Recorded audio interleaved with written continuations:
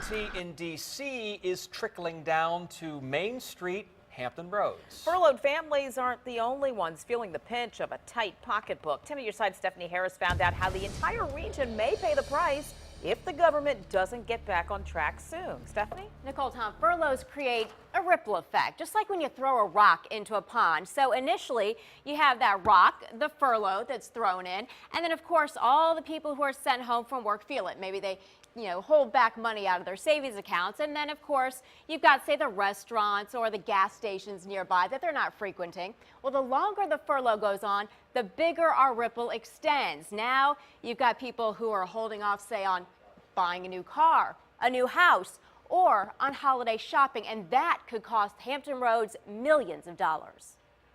This is sweet and spicy pork. This is my husband's creation. Lynn Carbonell is ready for her regular lunch rush. It's quick food that they can come in.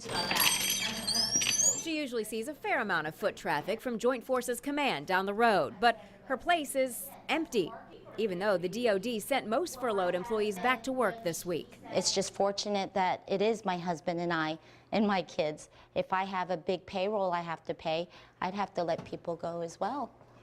Because, I mean, it's really tight. It's the ripple effect of what's going on, or rather not going on, in Congress. The uncertainty matters a lot when it comes to the economy. Economics professor Gary Wagner crunched the numbers for us, and here's the bottom line.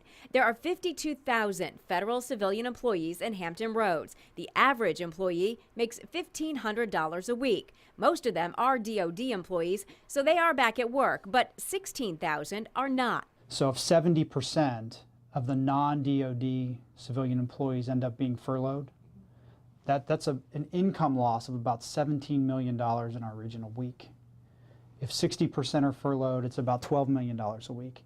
So that's a pretty big number that adds up pretty quickly. And the longer the furlough goes, the tighter people pull their purse strings. It starts with skipping lunches out and progresses to putting off big purchases like cars and homes. Knowing that you're likely to have a job, knowing that you're likely to have some income matters a lot. Congress is likely to pay workers for those furloughed days later, which Wagner points out could simply shift spending from one month to another. But for businesses like Carbonella's, it doesn't matter. I'm pretty sure that they're probably just bringing lunches. The shutdown eats away at her profits day by day.